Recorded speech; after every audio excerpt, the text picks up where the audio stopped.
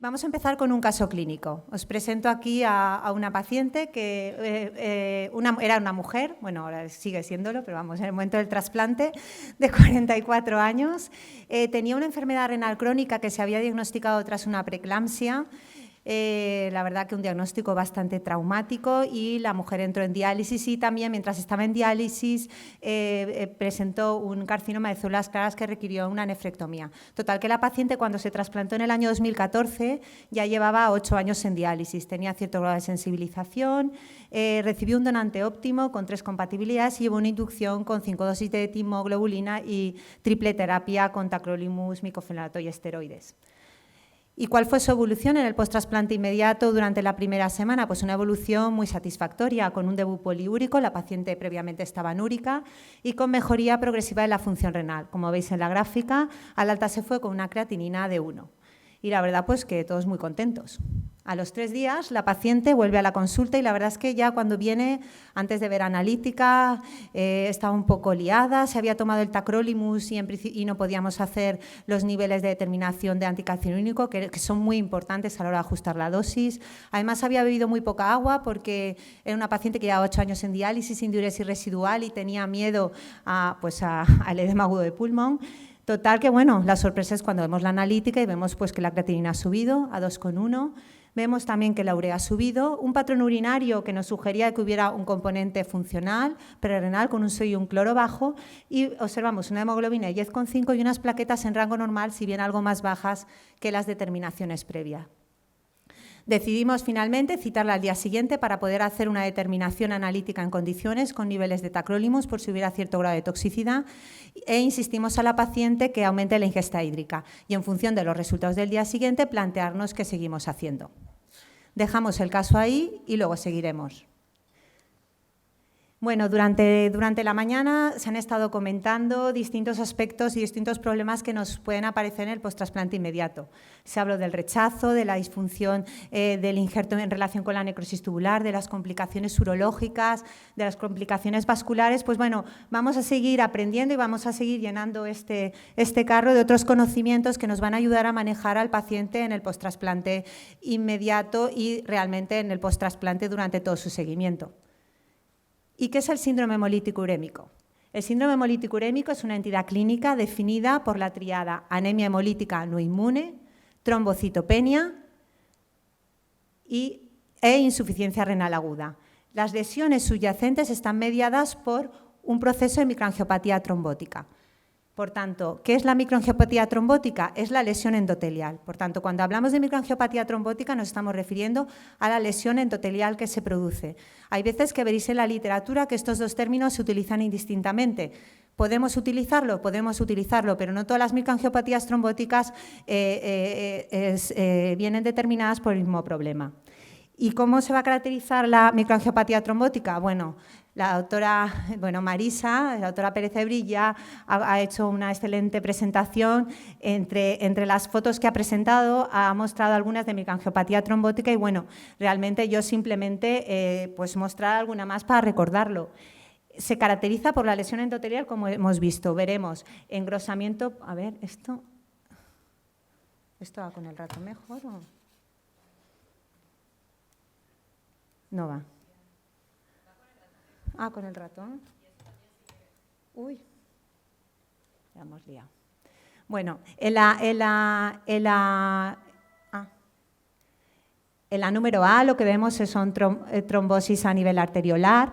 En la foto número C lo que vemos es un engrosamiento parietal, y en la B vemos un engrosamiento de la luz con obstrucción de la luz vascular. Bueno, lo que tiene que quedar claro es que la microangiopatía trombótica viene definida, que está por arriba, por una lesión endotelial. Entonces, ¿cuál es la etiología de la microangiopatía trombótica? Esto me quiero insistir porque va cambiando, está cambiando en los últimos años, y esta es la última clasificación que se ha hecho. Cuando tenemos una microangiopatía trombótica nos podemos estar enfrentando a una púrpura trombótica trombocitopénica, y en este caso lo que tendremos además es un déficit de la enzima ADAMS16, o bien estaremos frente a un síndrome hemolítico urémico. Dentro del síndrome hemolítico urémico podremos estar ante un síndrome hemolítico urémico típico, que es el producido por la toxina SIGA y que aquí en los países occidentales, en los países de Europa, en Estados Unidos, Canadá, es muy infrecuente, pero sí que es verdad que en Sudamérica, Centroamérica, es un síndrome mucho más frecuente. Si no es un síndrome hemolítico urémico típico, lo que tendremos es un síndrome hemolítico urémico atípico. Dentro de los atípicos tendremos dos. El primario, que estará, como vamos a ver, determinado por la desregulación de la vía alterna del complemento, y el atípico secundario, que es la nueva determinación que hay. Antes el atípico solamente era el primario, ahora se dice atípico secundario, que va a estar condicionado por muchas causas, entre ellas todas las derivadas del post-trasplante, el uso de determinados tratamientos, infecciones, neoplasias, embarazo. Por tanto, el síndrome hemolítico urémico atípico primario va a ser el que va a estar condicionado por una disregulación de la vía alterna del complemento, que va a estar condicionado fundamentalmente por dos tipos de problemas. Alteraciones genéticas de las proteínas reguladoras, de los genes que codifican las proteínas reguladoras del complemento, que, si recordéis un poco la vía alterna del complemento, son todas estas que aparecen aquí, o bien por la formación de autoanticuerpos frente a estas proteínas reguladoras. Por tanto, o una base genética o una base autoinmune. Y el síndrome hemolítico urémico atípico secundario va a estar condicionado, como os he comentado, por distintas situaciones que ellas mismas van a poder desencadenar un daño endotelial, pero que también se puede asociar determinadas alteraciones en la disregulación de la vía alterna del complemento que van a ayudar a que se produzca esta lesión endotelial. Y cuando hablamos de microangiopatía trombótica post-trasplante, hablamos de una entidad frecuente o infrecuente. Pues realmente existe gran variabilidad. Fijaros que existe entre un 0,8 y un 14% según las series. ¿Y esto a qué es debido? Es debido fundamentalmente a una variabilidad en el uso de los criterios diagnósticos, histológicos y analíticos utilizados. Pero la microangiopatía trombótica es una entidad que cuando aparece nos preocupa porque puede producir la pérdida del injerto en más del 30% de las microangiopatías trombóticas, de los injertos. Es más frecuente durante el primer año y, de hecho, si aparece durante el primer año es mucho más agresiva y con más riesgo de pérdida del injerto. ¿Y por qué está producida en el trasplante? Pues bueno, en el trasplante nos vamos a encontrar dos situaciones. Vamos a tener un grupo de pacientes, que son los que están aquí, que son pacientes que tienen un síndrome hemolítico urémico atípico primario conocido, que los vamos a trasplantar y si no adoptamos las medidas que hablaremos posteriormente, pueden desarrollar una recurrencia. Por tanto, aquí la base genética va a ser fundamental, pero cuidado, también el trasplante, como veremos, se dará una serie de situaciones que van a ayudar a que esto se produzca. Y en el otro grupo está el síndrome hemolítico urémico post-trasplante secundario. Va a haber una serie de factores que van a producir un daño endotelial y que vamos a tratar durante los próximos minutos, como son la inmunosupresión, el daño por isquemia-reperfusión, el rechazo y otros como los virus y anticuerpos antifosfolípido que no trataré. Pero también recordar que en estos grupos de pacientes en los que hablamos de una secundaria, se ha visto que hasta en un 30% de los pacientes puede haber alguna anomalía genética asociada. La presentación clínica típica la sabemos, como hemos comentado, una anemia, una anemia hemolítica microangiopática no inmune, una trombocitopenia y un fracaso renal agudo. Pues como todo esto es lo que ponen los libros. Pero la realidad no siempre es así. En pacientes trasplantados muchos de estos datos no los tenemos, muchas veces los valores están mínimamente alterados o no se alteran. Sí que es verdad que un 50% presenta una microangiopatía trombótica sistémica, pero que hay un porcentaje de pacientes en los que solamente hay una microangiopatía trombótica local. Y por eso va a ser fundamental la realización de una biopsia para el diagnóstico. Desde la Sociedad Española de Nefrología se trató de ayudarnos de cara a que nosotros nos encontrásemos con una microangiopatía trombótica en el trasplante, que fuésemos capaces de diferenciar si nos encontrábamos ante una recurrencia, un síndrome hemolítico urémico atípico primario o ante un síndrome hemolítico urémico atípico secundario. Y bueno, en resumen, ¿qué plasma este cuadro? Bueno, pues que realmente, por supuesto, si tiene antecedentes de una enfermedad que nos sugiere que un hemolítico urémico atípico primario, ya lo tenemos prácticamente claro. Se sugiere que la mayor agresividad de la enfermedad, la mayor alteración a nivel clínico, la intensidad de la microangiopatía trombótica a nivel hematológico nos sugerirían que realmente nos encontrásemos ante una recurrencia. Cuidado, porque sabemos que un porcentaje muy elevado de nuestros pacientes tiene una enfermedad renal crónica no filiada, por tanto, alguno de estos puede ser una recurrencia. En el tratamiento, a líneas generales, luego comentaremos en cada caso cuál va a ser el tratamiento de la microangiopatía trombótica post-trasplante. Pues bueno, en primer lugar, lo ideal sería poder hacer un diagnóstico diferencial entre uno primario y uno secundario, pero no podemos esperar a tener el diagnóstico diferencial porque el paciente, como hemos visto, bueno, como veremos, puede deteriorarse mucho la función renal y podemos perder el riñón. Entonces, aunque lo ideal en un secundario es tratar la causa del proceso, vamos a tener que empezar a hacer cosas. Uno de los pilares básicos del tratamiento durante años ha sido la realización de plasmaféresis, incluso el inicio con infusión de plasma fresco si no disponemos en un primer momento de la posibilidad de realizar plasmaféresis. Y en los últimos años sabéis que ha aparecido un fármaco que bloquea, y sobre el que ya se ha comentado durante la mañana, que bloquea la fracción C5 del complemento, bloquea la actividad del complemento, que nos podría permitir tratar de frenar el proceso.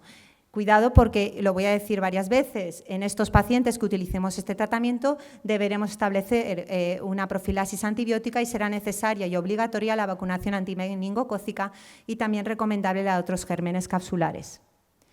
Bueno, pues vamos a ir analizando uno a uno los distintos factores que nos pueden dar, los principales factores, no todos porque no daría tiempo, nos pueden dar un síndrome hemolítico urémico atípico secundario en el trasplante.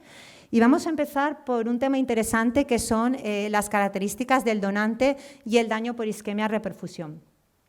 ¿Por qué? Porque es que esto ya produce una activación precoz del complemento. Fijaros en este estudio, en biopsias de donante cadáver que realizó un grupo holandés, en el que analizaron el complemento en biopsias previas y post-implante. Y lo que observaban es que había un aumento de expresión del componente del complemento C1, C3 y factor B, que era muchísimo mayor, en negro está en donante cadáver, respecto a lo que observaban en donante vivo. Por tanto, el donante cadáver ya de por sí presenta un estado proinflamatorio que activa el complemento. Y esto se vio en biopsias, pero también se ha visto en plasma, y así se observaron niveles significativamente mayores del complejo ataque de membrana y del C4D en plasma en donante cadáver respecto a donantes vivos. Por tanto, la idea es que la activación precoz del complemento la observamos ya desde que estamos trabajando con unos donantes que ya tienen cierto grado de inflamación en relación al que pueda tener un donante vivo en el que no hay el tiempo de isquemia es muy bajito. Ya Jordi estaba hablando de la isquemia-reperfusión y el daño que implica. La isquemia-reperfusión es un proceso súper complejo que tiene muchísimas consecuencias negativas y una de ellas es que produce la activación del complemento por la vía de la lectina. Eso es lo que inicia el daño secundario de la isquemia-reperfusión y esto va a dar lugar a la activación de la vía alterna del complemento y posteriormente esto va a dar lugar a la formación del complejo ataque membrano y que se establezca todo el daño inflamatorio. Y también se ha visto cómo al analizar diferencias entre donantes vivos y donante cadáver en el momento de antes y después de la reperfusión se observaba en negro cómo la liberación de determinados componentes del complemento como el C3 y el C5A era mucho mayor cuando hablábamos del donante cadáver. Llevado esto a la máxima expresión y sabiendo, como ha comentado la doctora Sancho hoy, que el 30% de nuestros donantes actualmente son donantes en parada cardíaca circulatoria controlada, pues esto llevado al máximo lo tenemos con este tipo de donantes. Hablamos de una isquemia caliente más prolongada y, por tanto, hay mayores lesiones a nivel endotelial.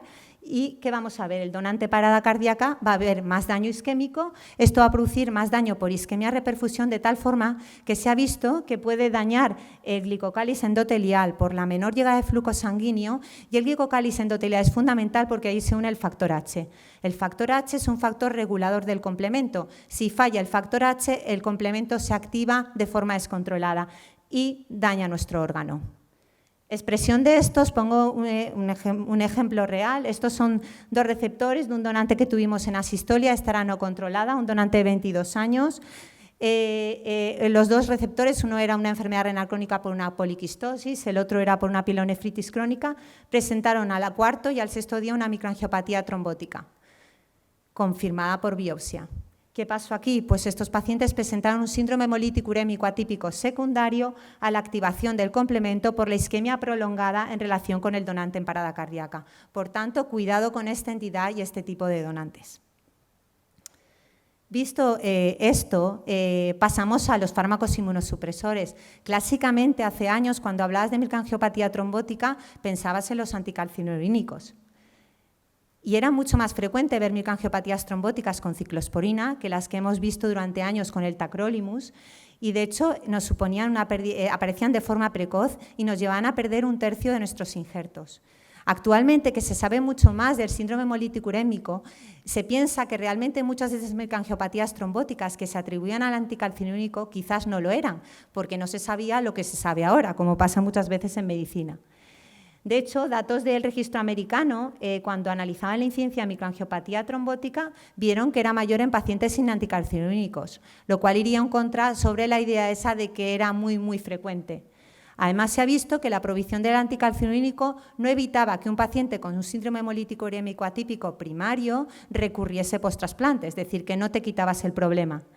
Y además, datos del registro francés, cuando intentaron analizar qué factores de riesgo existían para que recurriese el síndrome hemolítico urémico atípico primario, es decir, el de aquellos que tienen un problema a nivel genético, vieron que el usar anticalcinúricos no era un factor de riesgo para recurrencia. ¿Y cómo producen los anticalcinúricos este daño? Por un lado, producen vasoconstricción dosis dependiente de la arteriola eferente, eso va a dar lugar a una isquemia renal, y por otro lado, favorece un estrado procoagulante que da lugar a un estado protrombótico. Por tanto, se combina un estado isquémico con un estado protrombótico, que es lo que va a desencadenar la microangiopatía trombótica. Por eso, cuando hace unos años, claro, es que ya llevamos años y entonces vas viendo la evolución. Cuando empezamos a utilizar los inhibidores mTOR, dijiste, ya tengo la solución. En los pacientes que presentan una microangiopatía trombótica, les cambio inhibidores mTOR. Pero es realmente el tratamiento del rescate de la microangiopatía trombótica, aunque sí que hubo experiencias en su momento positivas con este grupo. Pues bueno, hay alguna revisión en las que se vio que la incidencia era similar a pacientes que llevaban anticalcinúricos, pero sí que ha habido otros estudios en los que se ha visto que la incidencia era mayor. Y también en datos del registro francés, cuando analizaron qué factores de riesgo podían aumentar el riesgo de recurrencia en pacientes con síndrome hemolítico urémico atípico primario, vieron que el uso de inhibidores mTOR aumentaba el riesgo. Sabemos del perfil benigno que tiene a nivel vascular de los inhibidores mTOR, de hecho se utilizan en cardiología, en la impregnación de stents, y cómo es posible que estos fármacos pueden desencadenar un daño endotelial como el que supone la microangiopatía trombótica. Bueno, se ha visto que son capaces de inhibir la producción del factor de crecimiento endotelial vascular, que es fundamental para la supervivencia del endotelio y que va a repercutir en la síntesis del factor H en el riñón. Además, inducen la muerte de las células progenitoras endoteliales y dificultan la reparación de las células endoteliales, sabemos de su efecto proapoptótico, y además son capaces de inducir un estado procoagulante y reducir la fibrinólisis. Pero ahora más que utilizar los inhibidores mTOR de forma aislada, los combinamos con anticalcinurínicos.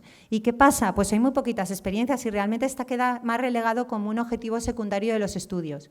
Un estudio ya muy antiguo analizó el distinto riesgo de utilizar distintas combinaciones de ciclosporina o tacrolimus con inhibidores mTOR y vio que realmente el usar ciclosporina con rapamicina aumentaba el riesgo respecto a tacrolimus con rapamicina. Y un estudio más reciente, pero bueno, también de hace unos años, en el que analizaron 396 trasplantes renales, pues vieron que el uso de niveles y dosis más elevadas aumentaba el riesgo de una microangiopatía trombótica. ¿Qué conclusión sacaríamos de esto? Pues que probablemente haya más riesgo de microangiopatía trombótica si utilizas niveles más elevados de estos dos fármacos. ¿Y cómo lo podemos aplicar a la práctica? Pues quizás en pacientes que tengan mayor riesgo de lesión endotelial por otra serie de circunstancias acompañantes, como el uso de donantes en parada cardíaca o porque tenga ya mucho daño endotelial el donante, pues quizás debamos o vigilar muy de cerca los niveles o plantearnos el uso de otra pauta inmunosupresora. Cuando nos enfrentamos y sospechamos que estamos ante una microangiopatía trombótica secundaria a la inmunosupresor, lo que nos dicen las guías, que, pues bueno, que tienes que reducir suspender o suspender y cambiar por otro inmunosupresor. ¿Se hace esto siempre? Pues realmente depende de las circunstancias del paciente, porque muchas veces el cambio de inmunosupresión es complejo. Y sí que en los últimos años están apareciendo casos, no estudios, casos en los que hay buenas experiencias con el uso de Belataceb, que ya se ha comentado en las charlas previas. El problema de Belataceb de forma aislada sin anticalcinúricos es que aumenta de forma muy importante el rechazo agudo.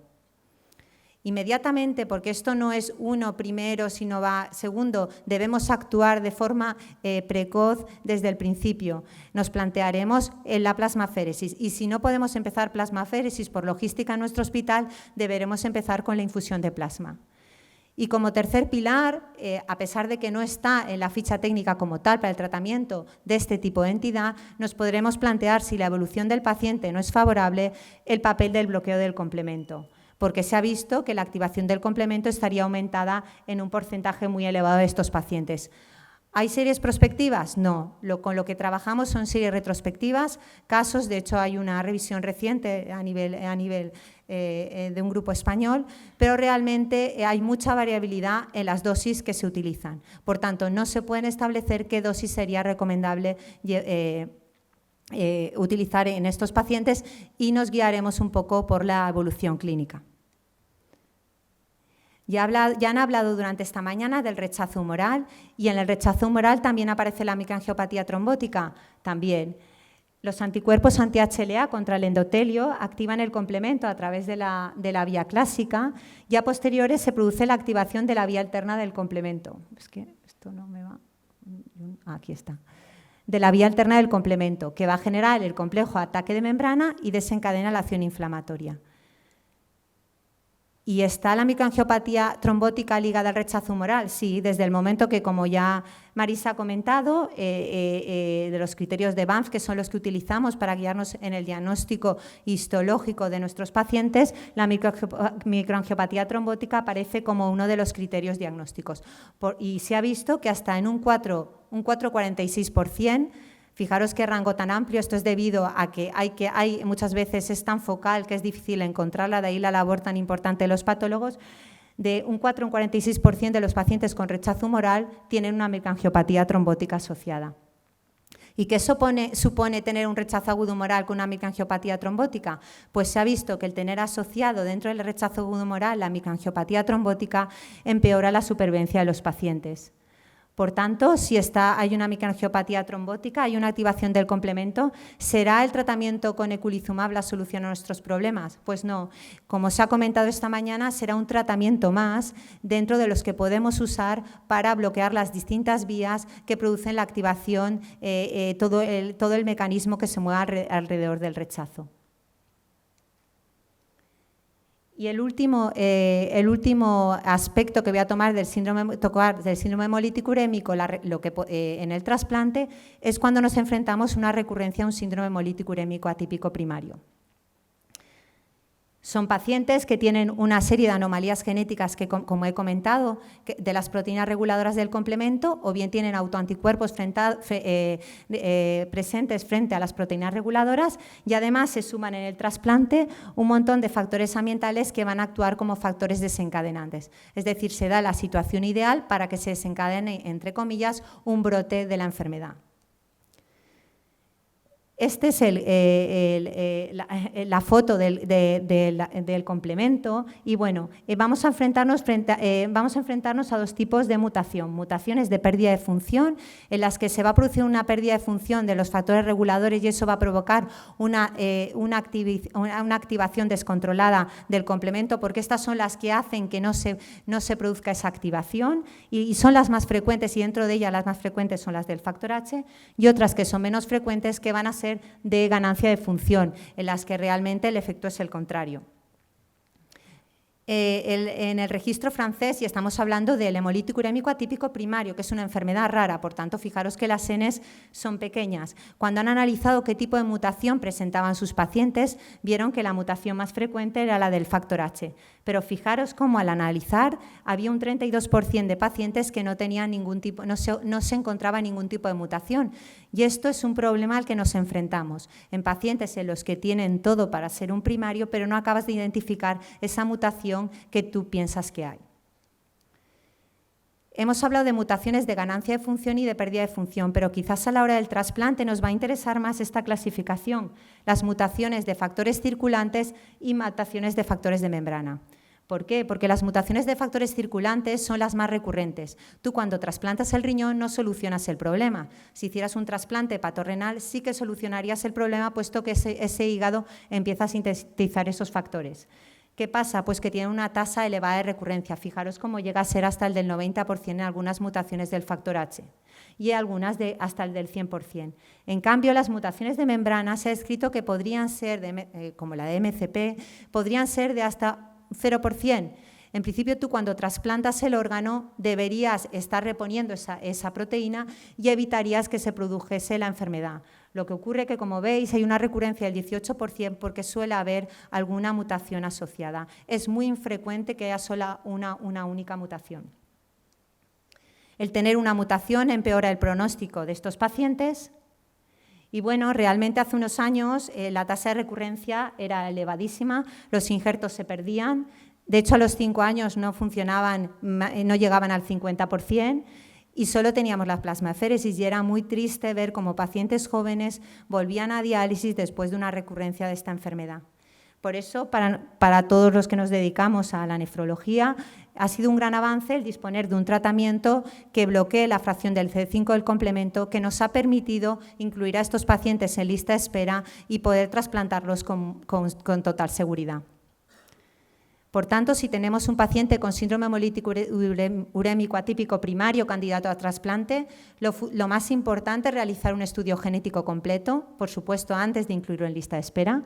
Y antes de incluirlo también vamos a tener que decidir qué vamos a hacer. Si vamos a hacer una pauta profiláctica, es decir, poner una pauta de tratamiento para evitar la recurrencia, o bien vamos a optar por un tratamiento de la recurrencia si esta aparece. Antes teníamos, si optamos por una teníamos la plasmaféresis, lo que utilizábamos, no siempre eficaz y de hecho con un impacto muy negativo en la calidad de vida y de hecho perdíamos los injertos a pesar de hacer la plasmaféresis. En los últimos años ya han aparecido, no he traído aquí, pero bueno, hay muchas experiencias con tratamiento profiláctico con eculizumab en pacientes con síndrome hemolítico urémico atípico primario. ¿Y cómo lo usamos? Comentábamos antes de entrar, realmente si el paciente no lleva tratamiento con eculizumab cuando se trasplanta, esto no está escrito en la ficha técnica, puesto que en principio en este tema no se toca, no se aborda, pero sí hemos comentado que el mayor riesgo de activación del complemento es en el momento de la isquemia reperfusión, parecería obvio y parecería aceptable que deberíamos tratar de bloquear el complemento en ese momento. Por eso se ha propuesto como pauta una primera dosis de eculizumab 1 hora antes de la reperfusión y hacer una segunda dosis 24 horas posterior a la reperfusión. ¿Y qué pasa? Como me han preguntado si el paciente lleva tratamiento con eculizumab. Tampoco está escrito, pero sí que es verdad que la mayor activación del complemento se va a producir igual y que quizás si hace ya más de una semana que el paciente ha recibido el tratamiento, no estaría más poner una dosis extra para intentar bloquear el complemento en ese momento de máxima activación. Recordar, fundamental, la vacunación antimeningocócica de gérmenes capsulares y la profilaxis antibiótica mantenida en los pacientes que vayan a llevar el eculizumab. Después de estas dosis, mantendremos la dosis 900 semanal, 4 semanas, y luego 1200 cada 2 semanas, y ya hablaremos cuánto. Pero claro, ¿cómo establezco yo si le pongo profilaxis o trato la recurrencia? Bueno, desde los distintos comités de expertos pues han establecido unas recomendaciones. Esta es la más reciente. Se habla de riesgo alto en aquellos pacientes que han perdido previamente un riñón por una recurrencia o tienen una mutación altamente patogénica. En esos claramente deberías ir a una profilaxis con eculizumab. En los pacientes moderados, pues bueno, ahí incluyen el resto. No tiene una mutación identificada, que hemos visto que es un porcentaje elevado, tiene una mutación del factor I, mutación de significado desconocido, pues ahí decides tú. Plasmaféresis o profilaxis, decide el clínico, total, que te quedas igual. Y en las de riesgo bajo pues serían aquellos pacientes en los que tienen mutaciones aisladas de MCP, es decir, ninguna mutación más, que en teoría no debería recurrir, o bien tienen autoanticuerpos antifactor H negativos. En estos, en principio, la recomendación sería hacer un tratamiento de la recurrencia si esta aparece. ¿Y qué pasa si aparece la recurrencia? Bueno, pues si aparece la recurrencia, claramente aquí el tratamiento con eculizumab es el tratamiento de elección, puesto que la plasmaféresis era lo que utilizábamos para tratar la recurrencia con unos efectos muy poco favorables. Y sí que es importante cuando hablamos de eculizumab en el tratamiento de la recurrencia que este se inicie de forma precoz, porque existe más riesgo de no recuperación de función renal si se retrasa la dosis. Y en los casos en que ha habido una recurrencia, el tema de la suspensión es un tema muy controvertido. ¿Por qué hablamos de suspensión? Porque en la ficha técnica nos hablan de que es un tratamiento de por vida. Y claro, pero sabemos que es un tratamiento de gasto elevado, pero sí que sabemos que muchos de nuestros pacientes, gracias a esto, pueden trasplantarse y previamente no podían optar al trasplante. ¿Cómo nos plantearemos la suspensión de este tratamiento? Bueno, pues cuando recurres de nuevo a las opiniones de expertos, pues te dicen que, bueno, que en aquellos pacientes que han perdido injertos previos, pues que no sería recomendable. Y desde luego que si lo haces, pues que vayas controlando clínicamente al paciente. Y mínimo se recomienda el mantenerlo un año el tratamiento. Pero bueno, que en principio si hay recurrencias previas, ni tocar.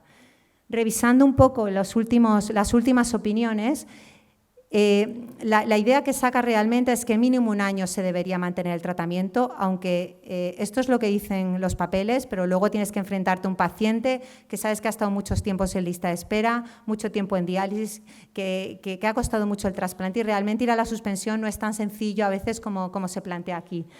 Pero sí que se plantearía mantener al menos un año. Pero en mutaciones de muy alto riesgo, el plantearse la suspensión yo creo que es un tema muy complicado y necesitamos ver más resultados a la hora de plantearnos esto con nuestros pacientes. Y si se suspende, habrá que estar muy atentos y reiniciar el tratamiento si existe algún riesgo de recurrencia, como por ejemplo si hay alguna infección que sabemos que puede activar el complemento, una cirugía urgente. Bueno, lo que nos hacen falta son estudios controlados, tener en cuenta cuando hablamos de hemolítico urémico atípico primario, que es una enfermedad rara, y las N son muy pequeñas. Por tanto, volvemos a nuestro caso. Nos habíamos quedado aquí. Viene al día siguiente a la consulta y cuando viene a la consulta nos encontramos con que la creatinina sigue más o menos igual, 2,2, la hemoglobina ha bajado de 10,5 a 10,2 y lo que observamos es que las plaquetas han bajado a 62.000.